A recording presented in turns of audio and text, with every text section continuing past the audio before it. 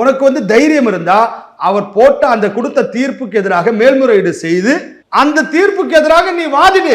அது என்ன நீதிபதி ஜாதியை பத்தி பேசுறது? இது திமுக வந்து இன்னைக்கு அம்பேத்கருடைய நினைவு நாள். ஆனால் அம்பேத்கர் அவர்களுடைய அரசியலமைப்பு சட்டத்தை இழிவுபடுத்துகின்றது திமுக. ஆனால் அம்பேத்கருடைய இந்த அரசியல் அமைப்பையே எதிர்க்கிறது திமுக.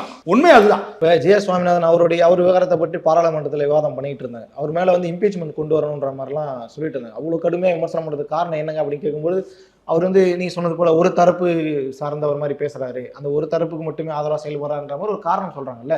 இப்போ நீங்க கூட இன்னைக்கு செய்தித்தாளில் கூட வந்திருந்தது, திருப்பரங்குன்றம் சுற்றி இருக்கக்கூடிய பகுதிகளில் ஜி.ஆர். சுவாமிநாதன் அவருடைய நீதிபதியுடைய போட்டோவை கொடுத்து அவருக்கு வந்து பாராட்டு நடத்தினாங்கன்ற மாதிரிலாம். ஆமா, ஒருத்தர் எப்படி நீங்க பண்றதன் மூலமாக தானே இவ்வளவு பெரிய விமர்சனத்துக்கு உட்படுத்தப்படுறாங்க சார். அதாவது ஜி.ஆர். சுவாமிநாதன் அவர்கள் நீதிக்கு உட்பட்டு அரசியலமைப்பு சட்டத்திற்கு உட்பட்டு ஒரு தீர்ப்பை வழங்குகின்றார். அவருடைய தீர்ப்பில் ஏதேனும் தவறு நீங்க கண்டுபிடிச்சிங்கன்னா நீங்க என்ன பண்ணணும்? அந்த தீர்ப்புக்கு எதிராக மேல்முறையீடு பண்ணணும். அந்த மேல்முறையீடு பண்ணும்போது 2 நீதிபதிகள் சொன்னாங்கல்ல இந்த தீர்ப்பு சரின்னு.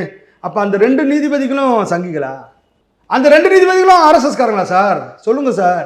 அப்ப நீதிமன்ற தீர்ப்பை வழங்குகின்ற ஒருவர் எந்த சாதிக்காரன்னு பார்த்துட்டு இந்த பியூஷ் மனுஷ் போன்றவர்கள் எல்லாம், இந்த கம்பீரம் என்று சொல்லுகின்ற ஒரு அப்பாஸ் என்கின்ற நபரெல்லாம், அப்புறம் இந்த சண்முகம் என்கின்ற இந்திய அந்த கம்யூனிஸ்ட் கட்சியை சார்ந்தவர், இவங்களுக்கெல்லாம் வந்து உண்மையிலே சொல்ல போனா அடிப்படை அறிவு இருக்கா? ஒரு நீதிபதியை சாதியின் பெயரால் அவரை பத்தி எல்லாம் இழிவுபடுத்தி பேசுறதுக்கு உனக்கு என்னையா உரிமை இருக்கு?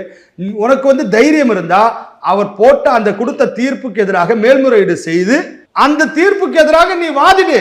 அது என்ன நீதிபதி ஜாதியை பத்தி பேசுறது?